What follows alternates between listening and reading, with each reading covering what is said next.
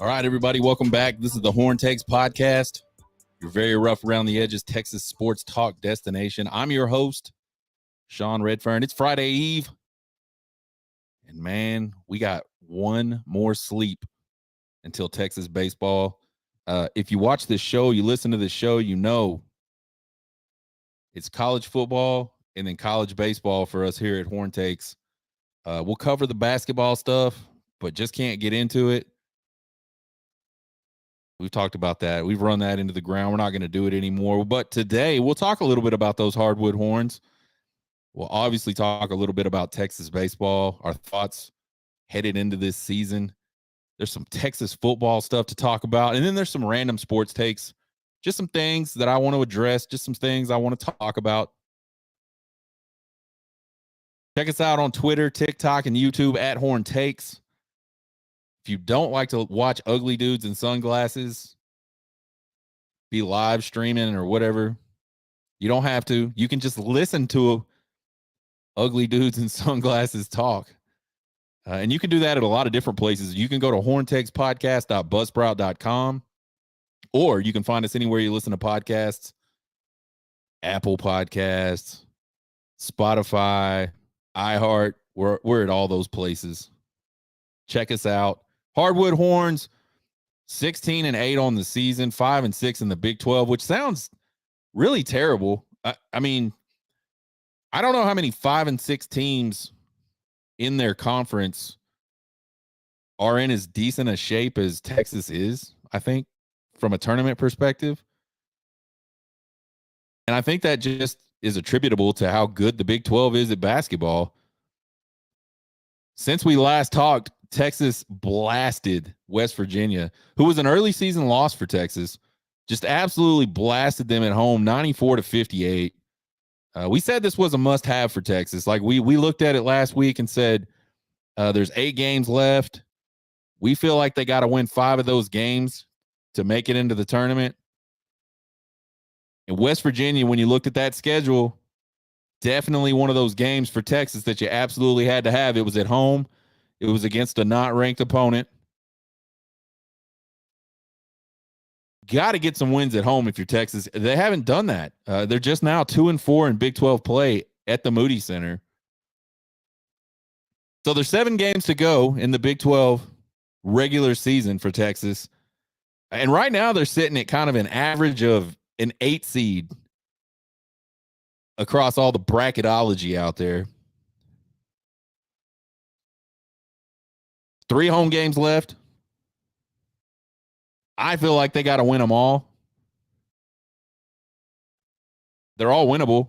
K-State, Okie State, Oklahoma. I mean, you look at their final 7 games, those are easily the most winnable games on the schedule, and they've all got to come to Austin.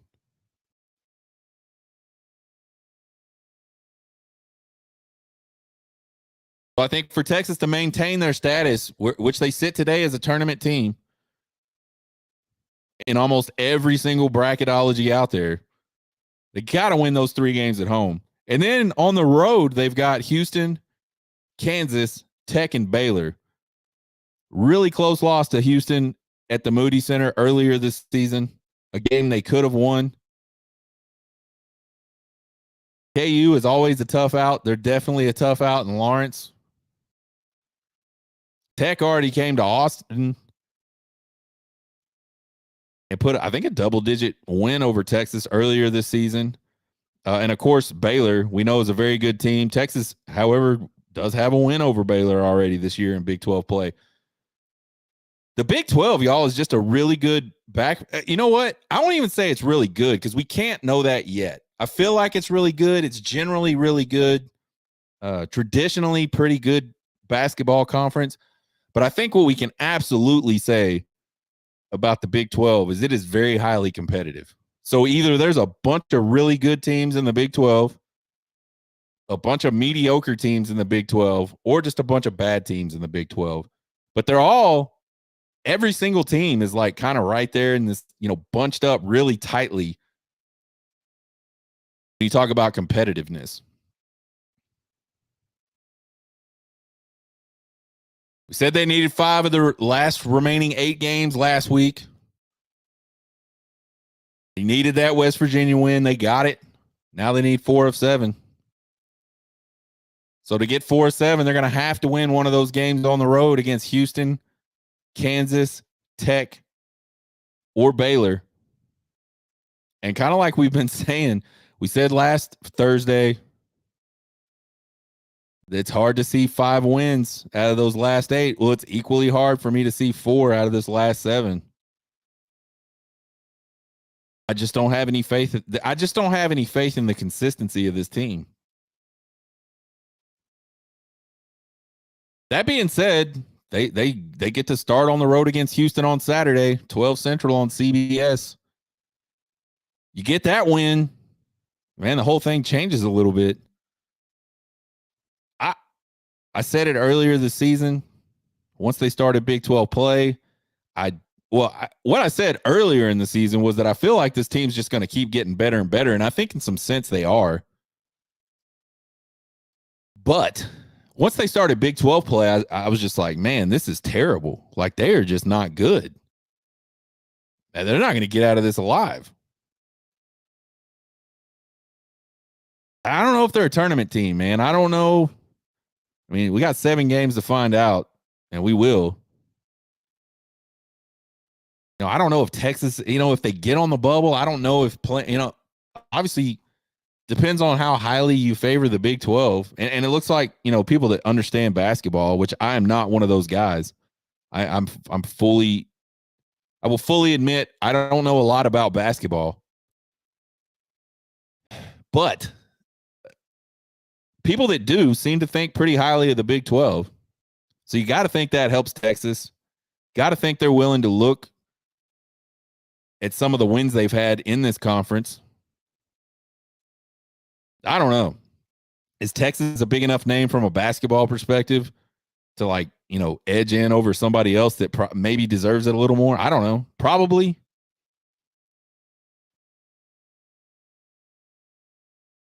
I mean, I feel like whether they get in the tournament or not, they're not getting past. They're probably not getting past. I mean, they may not even get past round 1. I mean, we've seen better Texas teams than this one go into the tournament and get bounced in the first round. So, you start to think about it from brand perspective. Everybody watches the first 2 games, first 2 rounds of the tournament, right? That's where all the crazy shit happens. The first weekend, everybody's fired up. That's all people do. They skip classes. They skip school. They take off work just to watch that stuff. So I don't think having Texas in it is going to make a big difference there, from a money perspective. I don't know. We'll see. If they're really serious about it, they got to go into Houston Saturday, and get a win. They do that, then I think all bets are off. I think this team definitely can make it into the tournament. But right now, we're going to say, man, 4 of the final 7 games just seems, and 3 of them you got to win at home, where they just haven't been good. It's still a very much an uphill battle, even though today, all the brackets have them pretty much an average around an 8 seed. Texas baseball, last week we said, my God, please just get here, baseball.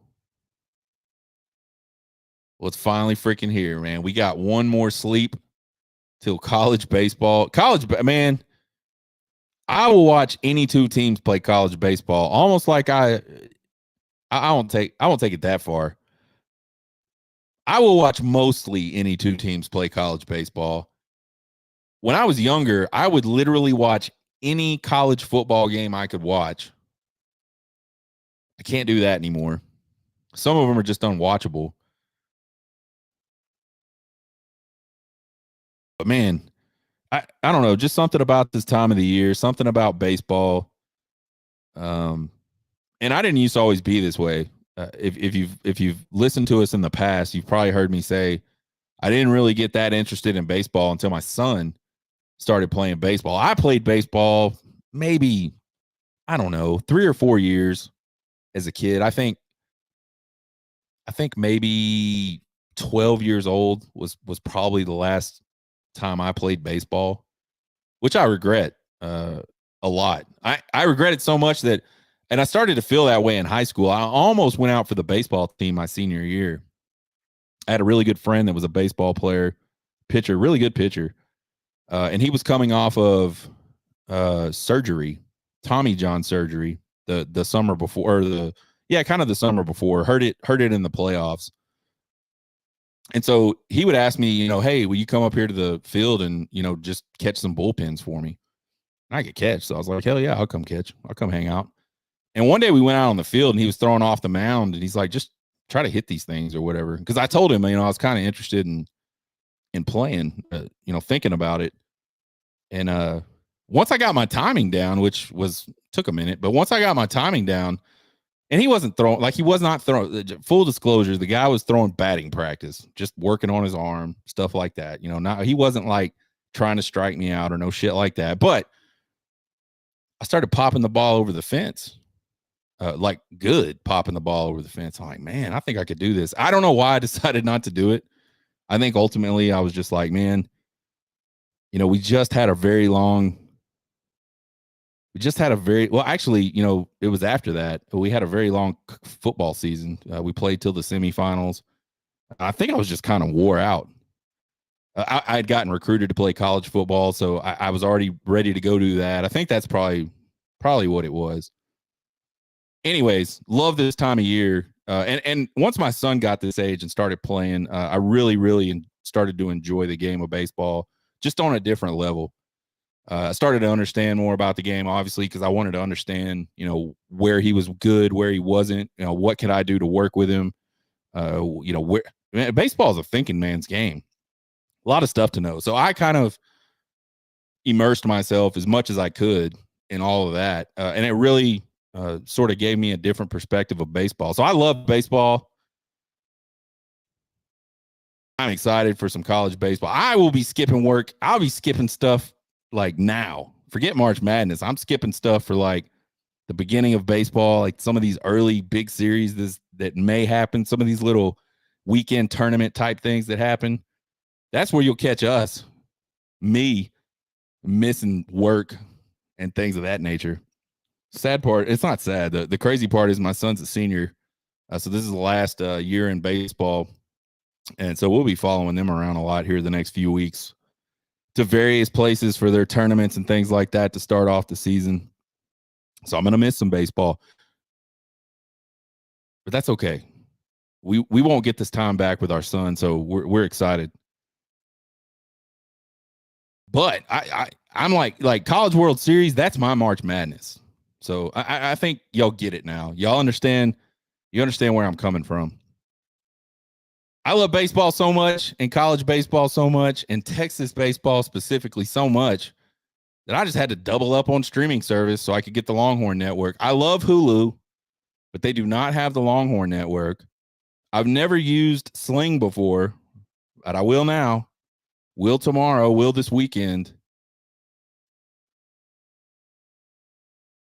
So I can watch Longhorn Network. And that's where 34 of the 36 Texas home games this year are going to be televised.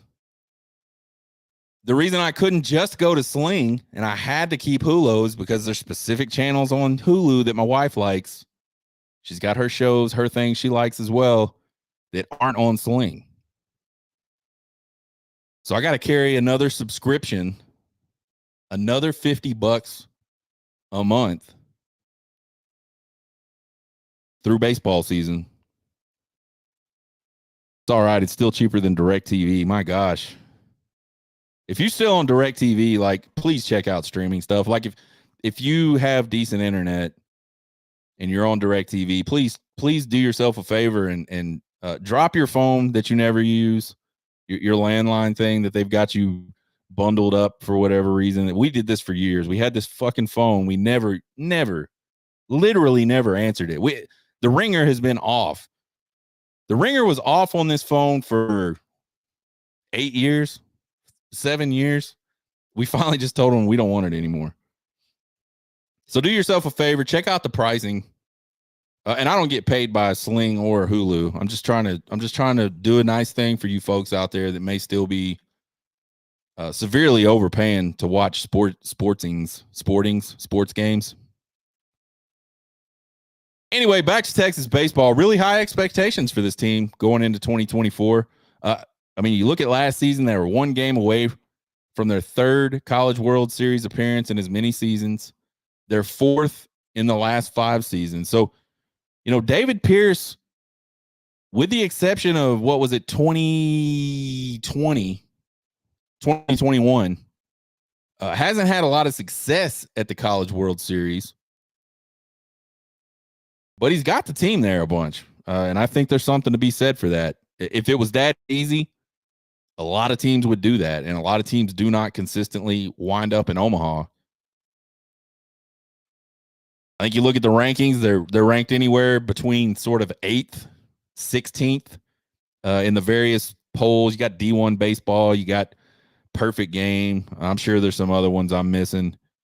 They sort of rank these guys and they're 8th to 16th. I think they're 16th in D1 baseball, and I don't know how I would rank the rankings, the rankers. A 16th just seems really low to me for this team. I mean, they lost some people off of that team, but they didn't really lose a lot. They didn't lose. I mean, they lost their ace, so that's obviously something to replace. I mean, I'm not saying that's not a negative thing necessarily, but I don't think it necessarily has to be either.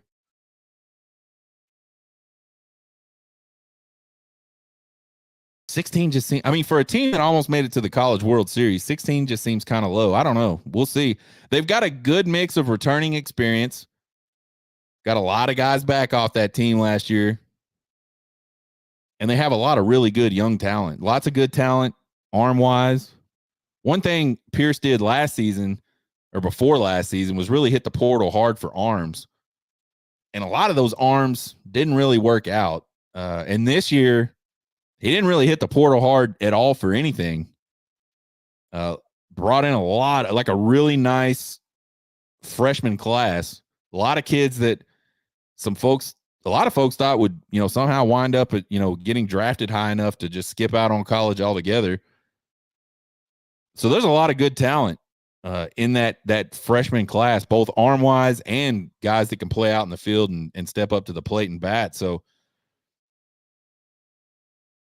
I'm excited, man. I think they've got a potential to have a very, very good starting rotation. In the pitching staff, you got LBJ, who, man, as the season went on last year, just got better and better and better. And by the time they're in the tournament, man, he was just really tough to hit. And you got to think, I mean, LBJ is a guy that from the second you saw him pitch at Texas, you knew the physical ability was just, he has elite physical. I mean, people throw that word out a lot, elite. And a lot of times they just like to say cool adjectives. Like he has elite physical tools as a pitcher. He's got a mid-90s fastball. He's got a sinker that just fucking dies at the plate, that it's also going 90 miles an hour. He throws a very nice breaking pitch. We've always said on this show that anything that's going on with LeBaron Johnson Jr.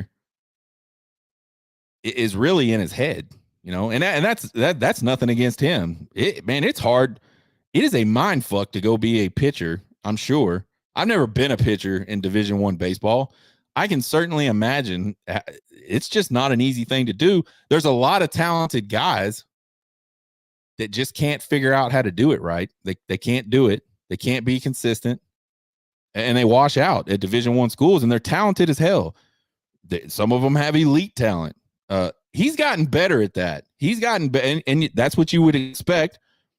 That's what you're hoping for, is that you can bring in these talented guys and teach them how to do what you want them to do. And so he's gotten a lot better at the mental side of pitching, I think, especially last season. I'm really interested to see, with another year under his belt, like what he looks like on the mound this year. Then you got Tanner Witt, We've talked Tanner Witt so much. Guy as a freshman was big off the mound as in a closing type role or a relief type role. Came into the College World Series in an elimination game against a really, really good Tennessee team and pitched 4 or 5 innings against that group and basically just shut them down. Give Texas offense time enough to get it going to eliminate Tennessee. And I think that was Tennessee's first College World Series in a gazillion years. We met a lot of really cool Tennessee fans at that game, by the way. We were there. Really good time. And then he's penciled in as a starter his sophomore season and warming up before a game there in Arlington for the whatever the hell it is, I don't know what it's called, the baseball classic of Arlington, Texas or something. He blows out his daggum elbow. So he spends all, he's out that season, obviously. He comes back last season, doesn't get to pitch until very late in the season. And we're talking, I don't think he pitched until the Big 12 tournament. May have had one little outing before that, but I'm pretty sure his first start was the Big 12 sometime in the Big 12 tournament. And rightfully so, he just, he probably doesn't trust that elbow. He's been out of this for a year mentally. Like you could tell it was there, like the physicalness. Again, Tanner Witt's another one of those guys with like elite type stuff. But he hadn't pitched in over a year. So there were some good times, some bad times with that. Can Tanner Witt, I think it's a huge question for this Texas team, especially when you're talking about the rotation. Can Tanner Witt return to his old form? Like if that dude gets his confidence back that he had as a freshman, man, you got two really, really solid guys right there for Friday night and Saturday. And then there's some really good arms sitting there that have played other roles on this team. There's that transfer out of Duke that was one of the best players in the country his senior year. Really big left-handed kid. Now there's is that a guy that could come in and really solidify a 3-man rotation? I don't know. The unfortunate thing about baseball coverage, especially college, you just don't get a lot of it. So we don't really know what it's going to look like. I mean, we don't even know what the batting order is going to really look like. We can guess. We have.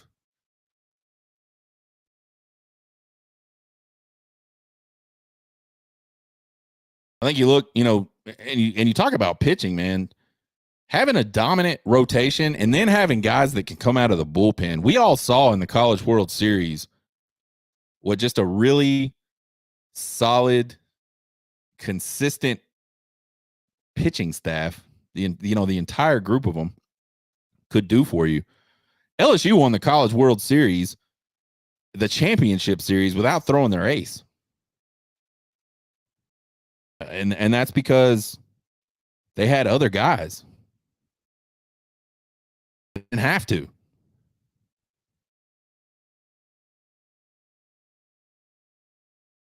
Pitching, really, really good pitching is always going to beat good offense.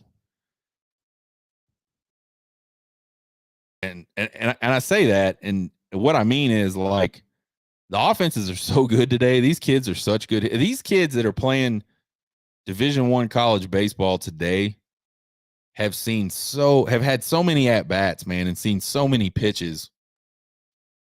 They're probably, and we're not big on hyperbole at all. I hate hyperbole, by the way, but I honestly feel like these kids today, by the time they get to D1 baseball, their experience level at the plate is probably better than a lot of guys that had a couple years in professional baseball, maybe just a decade or two ago. They play so much baseball today. The technology is just so much better. They have like these indoor freaking hitting facilities where, you're not just swinging a bat at balls. You're really getting a sense of what the ball is doing after you hit it. And they measure all this shit today. I mean, it's phenomenal. So the job for pitchers much tougher than it used to be. The good news is there's a lot of good stuff those guys have as well. A lot of good technology they have. Yeah, so I am really, really excited about the start of college baseball. I keep singing like "Take Me Out to the Ball Game" in my head. It just pops in my head every once in a while, and I just sing it in my head. I might just sing it out loud. You never know. Now, by the way, "Take Me Out to the Ball Game," just a great song. And doesn't baseball just have some really great music? You got "Take Me Out to the Ball Game." Everybody knows the words. Everybody can sing "Take Me Out to the Ball Game." The kids love it. You got that iconic organ music. They still play it at some parks. I don't know what it is about it. It's really cool to me. Some parks even still have a guy that sits at an organ and plays the damn organ. It's not a recording. I, I think at Wrigley Field they still do that. I just think that's cool. You got Sweet Caroline at a Red Sox game. If you have not had a chance, if you are a baseball person, you have to do two things. You have to. You have got to go to a game at Wrigley Field. Three things. You've got to go to a game at Wrigley Field. You've got to go to a game at Fenway Park in Boston. And you 100% have to get your ass to Omaha to watch game 1 through 8. It'll take you 4 days. They play 2 games a day. You get to see every single team play. What a fucking blast that is to go to Omaha. We've done it twice now. So much fun. The last time we went was in 2021. And we just went to the first 8 games. So we did not go back to watch Texas and Mississippi State battle it out. What a hell of a little bracket side playoff that was between Mississippi State and Texas. 2 really, really good teams. I think Texas was the second best team in the country at the end of the season in 2021. Whoever won that one was winning the College World Series. Coincidentally, that's what happened. But yeah, Wrigley Field is just freaking so old and so awesome. You got to go. You have to go. But back to these Red Sox thing. You know, I've been to 2 Red Sox games in Fenway now. I went several years ago when I was on a business trip. And then a couple summers ago, me and my wife went up there for a few days. She'd never been to Boston. I'd been just for business. So I guess you could say, you know, I technically hadn't been to Boston for any kind of pleasure stuff. So we went and just had a blast, man. We enjoyed the game. We went and did all kinds of great stuff. And that's a really cool city, by the way. I think it's the best city in America that I've been to. And I've been to the big ones. The only big one I have not been to, New York City. And honestly, man, I just have no desire to go do that. But anyway, Sweet Carolina at a Red Sox game, man. What a cool experience that is. And last summer when we went, we got to go to a Yankees and Red Sox game. We sat, is it Loge? Logbox? Loge. I don't know how you pronounce it. We sat literally on the other side of the walkway that separates the bottom, you know, the very lowest seats from the seats that we were in. We were on the front row of the Logbox, Loge box, whatever the hell it's called, right behind home plate for a Yankee and Red Sox game. That was a blast. And we are going back this August, taking the kids. That's going to be a good time. We will sing Sweet Caroline at a freaking Red Sox game in August again against the Texas Rangers. How fun is that going to be? We are Rangers fans. We were excited to see the Texas Rangers just kind of like surreally win the World Series. Yeah, I think that's the best way to describe it. They surreally won the World Series last season. It was like a dream. One that you didn't. Nobody expected that, especially when all their pitching got hurt. Anyway, I digress. Take me out to the ball game, the organ music, Sweet Caroline at a Boston Red Sox game. Guys, You got to do those things. You got to get to the College World Series. You have to. I'm telling you, if you got small kids, if you've got a young son or daughter that is interested in softball or baseball, make that a priority. Get to that. Go see it, man. It is just, I don't even know how to describe it. It's just fun, man. And your team doesn't even have to be in it for it to be just a really great time. Like I said, every time we've gone, we've watched the first 8 games, and it didn't matter that Texas did well, didn't do well. We just had a blast. First pitch tomorrow night, 7 p.m. against San Diego. They go Saturday at 2:30 p.m. They go Sunday at 1 p.m. all time Central. All games on Longhorn Network and the Longhorn Radio Network. And here's another thing, Texas fans, and even not Texas fans, if you have not listened to Craig Way call a baseball game on the Longhorn Radio Network, which, by the way, you can just go to the Texas baseball website, click on the schedule, scroll down to the game for today, and click listen on the radio, and it'll just automatically start streaming to your phone, to your laptop, whatever. If you've not listened to Craig Way call a college baseball game, I won't say he's the best in the business simply because I have not listened to everybody else call a college baseball game. Craig Way is fucking phenomenal on the radio. Craig Way will make you see the game almost as good as if you had the game on the TV. That is how good Craig Way is. Craig Way spends 10 minutes before the first pitch making sure you visualize Texas is wearing this hat. They are wearing this jersey. They are wearing these pants. They are wearing these shoes. He does the same thing for the opponent. I mean, and then just his in-game calls. He's great. Please, if you get a chance to do that, if you're riding in the car during a Texas game, don't watch it. Don't watch it, man. Put Craig Way on the Longhorns Radio Network and listen to him call a game. If you hate it, I apologize, but I think you're weird if you do hate it. Texas football, let's talk about it. Exciting times for Texas football, man. Coming off of a playoff run, we got our coach, man. We spent a long time trying to find a guy that was our guy after Mac Brown, and we got him. There is no doubt in my mind that Steve Sarkisian is the guy. If there's a guy, he's the guy that's going to bring Texas back to what we all think Texas should be, what all Texas fans believe Texas football deserves and what we deserve. Steve Sarkisian is going to be that dude, if there is that dude. Coming off of a playoff appearance, first time Texas has been in the playoff, coming off a Big 12 championship, the first one since 2009. Good times for Texas football, and they just seem to just keep getting better. Season ticket renewals just went out a couple of days ago.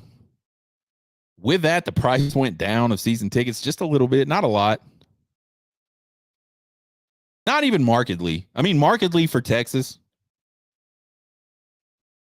When you look at the income they'll be getting, but for the individual, not a big deal. But it's just cool that they're thinking about us. You know, Chris Del Conte said, we are not going to gouge Texas fans because we're in the SEC now and we got all these great games. We're actually making the price cheaper for season tickets. Which I love that shit. So if you're a prior season ticket holder and you have not seen an email for that, make sure you go into your account. You have till March 14th at 5 p.m. to renew your season tickets.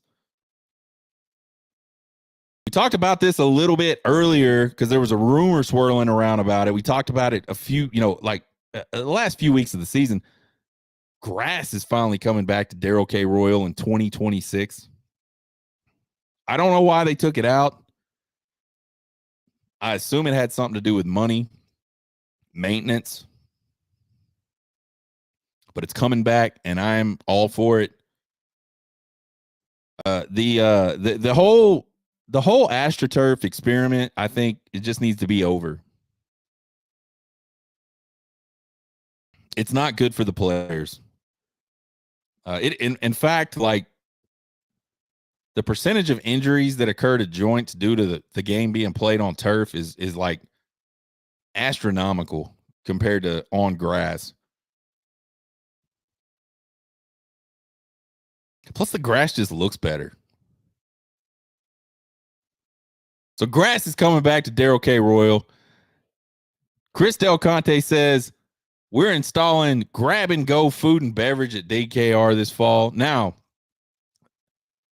the first time I have seen grab and go beverage and food at a football game, a college football game, was actually at Bryant-Denny Stadium in Alabama. I don't know how many other people do it or did it last season or the seasons before, but I got to tell you this, it is a fucking game changer. I don't know why you could put 10 people in a grab and go line. They can get through that much faster than 10 people standing in a line with someone grabbing their shit and handing it to them and swiping their card and all this other bullshit. It is so much faster. It is so much more efficient. Game changer, baby. Like, do you know how many seconds we're going to not miss now of action because we're not standing in a fucking line behind Susie that can't get her debit card out? She's been standing in the fucking line for like 30 minutes now and somehow waits until it's literally time to pay to pull out her fucking money or her debit card. We don't have to do that anymore. I guess we do. But all the other stuff is so much faster. And let's be honest, Susie's going to go and stand in line. She's not evolved enough to like get in the grab and go portion of the concession. So it's purely for the evolved, such as myself. Now, last year at Darrell K. Royal, and we only went to one home game at Darrell K. Royal last year. Even though we got season tickets, we just live so far away, we can't make it. And plus, we went to a lot of road games. We went to Bama. We went to the Red River Shootout, which technically is not a road game, but it's not at Austin either. We went to the Sugar Bowl. We went to the Big 12 championship game. But we only spent one weekend in Austin for the season, and that was the Texas Tech game. And they had grab and go like drinks, like you could get beers, seltzers, waters, things like that. Awesome. Awesome. The line was never long. Even at halftime, like even at times where the line should be long, there's not a long line at those carts, those spots, because it's so fast and so efficient. So kudos to Chris Del Conte. It wasn't his idea. I don't give a fuck. It was his idea to bring it into Darrell K. Royal and do it. And I'm all for it. Indoor practice facility gets started in June. Folks, this is going to be a state-of-the-art, full-size indoor field, completely covered, probably weight rooms and lounges and cafeterias and just all kinds of cool shit for these athletes at the University of Texas. A full-size outdoor field right next to it. All that's going to be put in right south of the stadium. So they get started on that in June. That'll be done by 2026 before that grass gets put in. New video board. I didn't even know there was anything wrong with the old video board, but Chris Del Conte says this old video board's gone, folks, and we're going to have a new video board for this season that supposedly, in his words, and I'm paraphrasing, as you walk up and see this video board from the outside of the stadium, like it is going to be impressive. What that means, I don't have a fucking clue. I think it's going to be so cool, at least in his eyes, that there's not even like a rendition of this thing. Like it's like kind of hush hush. Like usually they say, hey, we're doing this. Here's what it's going to look like. They're not doing that with the video board. So, I mean, is this thing going to be a fucking sphere like they got in Las Vegas? I don't know. But I'm excited about that. And you look at all the stuff they've done to the stadium just this last year or so. Man, the LED lights, that was cool as fuck with the LED show and the freaking drone show and all that stuff. Chris Del Conte has done and I've said this before, but I don't think you can say it enough. We used to be season ticket holders from 2005 to 2009, 2010, something like that. For sure, 2009. I can't remember if we had tickets in 2010 or not. But huge difference in the game experience. And I'm not saying that going to games back then wasn't a blast because it absolutely was. But Chris Del Conte has taken this game day experience shit to like a whole new level. There are like concerts before the game and after the game. You got a goddamn carnival going up and down the street. You got food trucks everywhere right near the stadium. There's beer stands like every 2 feet outside the stadium. I mean, the team comes walking in, they bring Bevo out and he parades through that shit. The cheerleaders, the band. I mean, it is on a whole new level, especially, man, if you had a family, and I am sick to death that my kids couldn't experience this as kids. Man, what they got going on at the University of Texas at Darrell K. Royal before a college football game, it is an all-day thing, man. And that's, I mean, that doesn't even count the tailgating, which I'm not fond of anymore. I'm going to go ahead and say that. Not that I don't like to tailgate. I just don't think the way tailgating is today is cool at all. It's all commercial. All your shit set up for you. Used to be like having a badass tailgate was like a thing, man. It brought dudes, brought women, it brought just different people to talk to. Like, it was just fun to have, like, to be a part of a really good tailgate. And now they're all the same. You don't get that anymore. It is what it is. So again, Chris Del Conte, amazing job. They keep doing more and more every single year. The experience at Darrell K. Royal definitely has to be up there with any experience across the country. It has to be. And I've been to some places, man. And we're going to go up to Michigan in September, and we're going to see what they're all about. They're going to have a big SEC celebration this summer. I have no dates. I know there's a date. I don't have it. I'm excited about that. I mean, like I said, I live 5 hours away from. I might consider going down there to check that out, depending on what that really means. As far as football goes, like the actual game of football, there's not a whole lot going on. Fall workouts, winter workouts. Colin Simmons supposedly gained 20 pounds in like 5 minutes. I don't know. All I do know is the roster at Texas is loaded. The coaching staff is good. I'm ready for spring football. I think it kicks off in like mid-March. Spring game in April. And then it'll just be let's wrap up this College World Series championship. Waste 2 months, and then we'll be footballing again, man. Life is a blur right now. Some random football takes, just some things going on in the world of just football. UCLA hires Deshaun Foster as their next head coach. First of all, you can't talk about this without talking about the fact that Chip Kelly stepped down as the head coach at UCLA to go be the offensive coordinator at Ohio State. When I saw that on Twitter, I thought that was a joke. I thought that was a lie. That is the weirdest shit I have ever seen him. Money aside, like, I don't know, man. Chip Kelly must have just got tired of having to be a head coach. That's the only thing that makes any sense there. And I know, like, UCLA is not a great job. I mean, honestly, being the offensive coordinator at Ohio State is probably better than being the head coach at UCLA. I can't recall seeing another move like this. Help me out if you can. I can't. So Chip Kelly bounces. You don't hear nothing for like weeks. And then all of a sudden it's Deshaun Foster, a guy that's never even been a coordinator anywhere. I mean, like, is UCLA just giving up? Like, I mean, is it like they're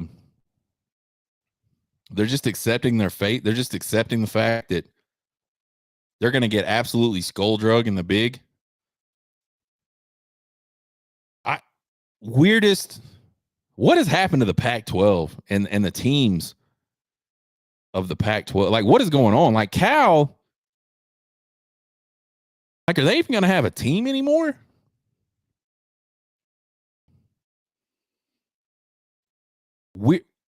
And then they couldn't get anybody better than Deshaun Foster.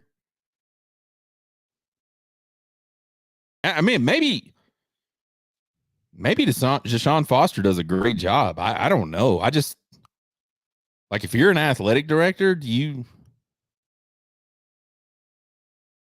are they like all trying to figure out how they can all get fired the fastest? Like, what is going on in Pac-12 legacy land? I don't know, man. Travis Kelce, Andy Reid incident during the Super Bowl. There's been a lot of discussion about this. For those of you that don't know, I don't know all the details. Obviously, I wasn't there, but we see on the screen, Travis Kelce just kind of tries to railroad Andy Reid, like gets physical with him, pushes him to the point where Andy Reid stumbles, and Andy Reid's a big old dude. Like, you got to get into him pretty good, I would imagine, to get him moving. And then he gets right in his face and fucking screaming in his face. And so there was like kind of two with everything. There's like two different reactions. There's the oh, you don't know, like they're cool, that's just their relationship reaction. And then there was the reaction of like, and I don't know which one had more. I don't know that it matters. But then there was like there ain't no fucking way I would put up with that shit. And that's what I said initially. Like, if I was Andy Reid and Travis Kelce did that to me, like, he's not playing anymore today.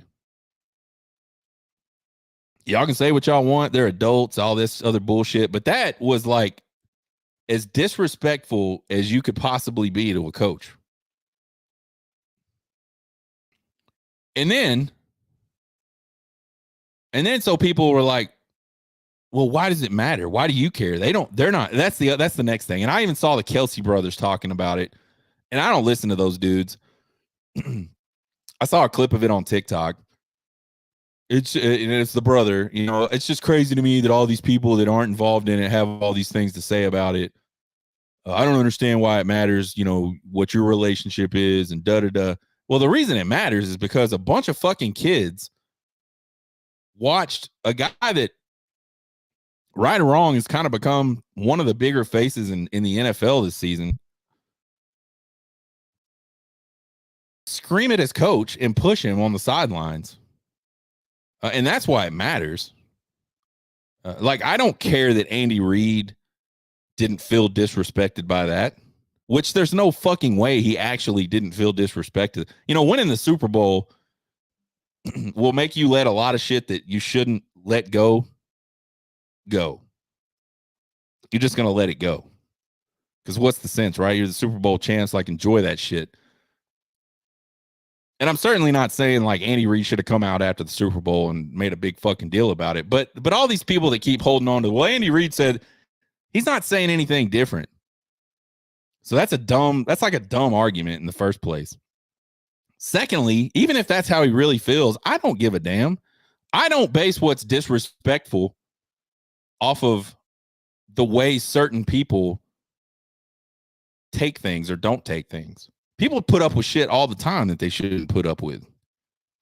That doesn't mean that what happened to them is not disrespectful. There is no planet, there is no incident where screaming in a head coach's face is not disrespectful.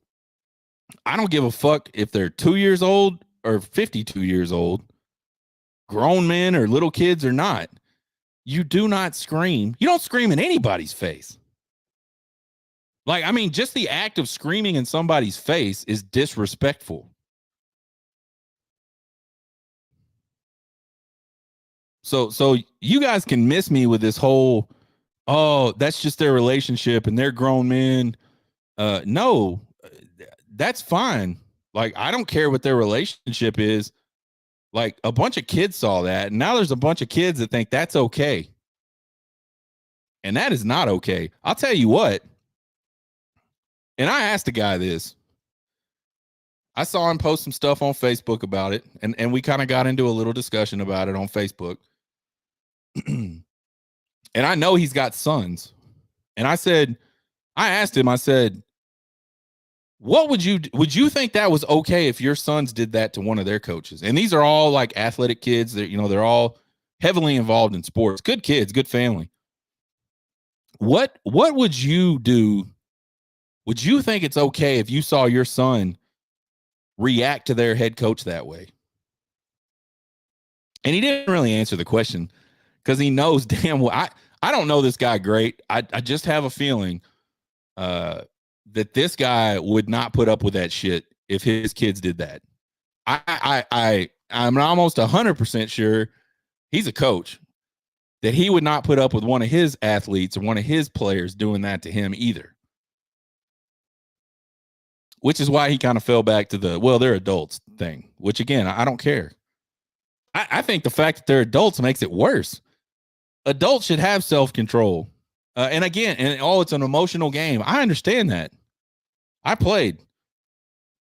I get that football's an emotional game, but you know what? Like, and there's nothing wrong with being emotional. We all feel emotions all the time. It's how you handle those things, right? Like, I think a big part of respecting someone is when you're super fucking pissed at them, you don't fly off the handle and hit them in the face. You don't fly off the handle and call them a bunch of names.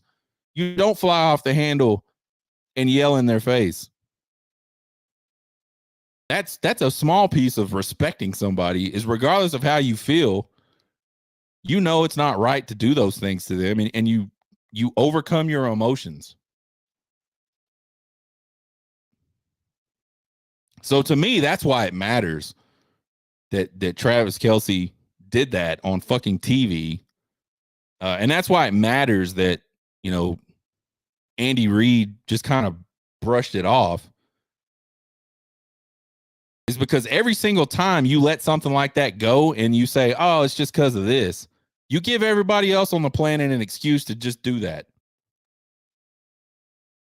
And as a society, we have gotten really fucking disrespectful towards each other.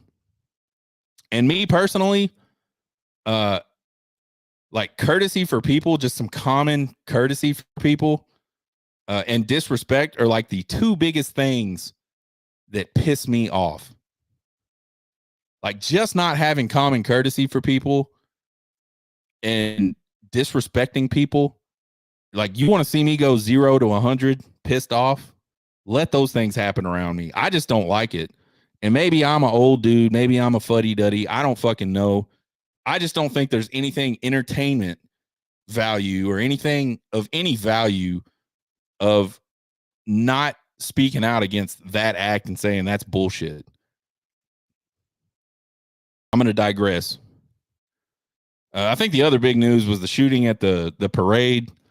We're starting to learn more information about all that every second. At first, everybody thought it was a mass, a targeted type deal. It does not seem, at this point at least, that that's the case. What it sounds like now is a bunch of dudes got in a shootout with each other. And sadly, a lot of people that were just there to watch the Chiefs parade thing were caught in the middle of that shit. I think one's dead, several other injured, a few in pretty critical condition. A lot of them kids, which is just fucking terrible. Yeah, I mean, I'm not going to get into a big political thing. You're going to have people that say take all the guns. You're going to have people that no, it's my Second Amendment right. Man, it's just a fucking shame that like people can't act right. I don't understand. Again, that goes back to courtesy and respect to me. Like, I just don't understand. Like, if you two fucking knuckleheads want to go get in a shootout, why didn't y'all go just find like an alley somewhere and fucking duel it out at dawn like some real men, instead of going out and taking your bullshit into a crowd and shooting up a bunch of fucking people just trying to see a goddamn parade with their kids? I mean, I don't get it. So those folks, and you don't know, I mean, they arrested some people, like 3 people, some juvenile, 1 adult. we likely won't know more for a while. If whoever did this shit and they catch them, man, I hope they fucking put them under the prison. I am so sick of I don't know, man. We need to bring back I ain't gonna say that. I just feel like our whole system is goofy, man. We just do shit backwards. Anyway, I'm gonna stop talking about it because that shit pisses me off. Next week we'll have some Hardwood Horns. I might take this shit to 2 days, two shows a week. Since we got baseball now, we got something to talk about. We will definitely talk about these Hardwood Horns. We're talking about the baseball series with San Diego that's about to kick off tomorrow evening. Check out the podcast anywhere you listen to podcasts. You can find us on Twitter, TikTok, and YouTube at Horn Takes. Please follow and subscribe. Won't cost you guys a thing. We sure would appreciate the support. You can email me at horntakespodcast@gmail.com with all your questions, comments, concerns, and criticisms. I love them all. You guys have a good weekend. Get hooked.